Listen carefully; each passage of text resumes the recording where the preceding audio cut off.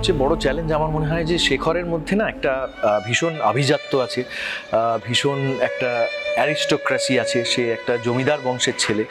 তো সেইটা তুলে ধরাটা এবং সেটা সারাক্ষণ মাথায় রাখাটা খুব জরুরি ছিল, তার কথা বলা, তার চালচলন, এইগুলোর মধ্যে যাতে সেটা ফুটে ওঠে।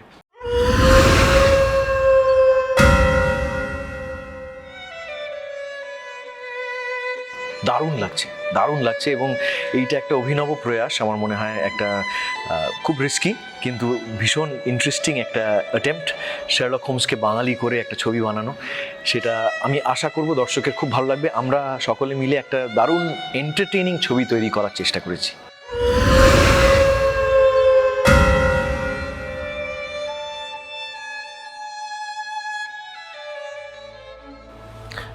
বোধহয় আমার বাবার কাছেই সবার আগে যাই।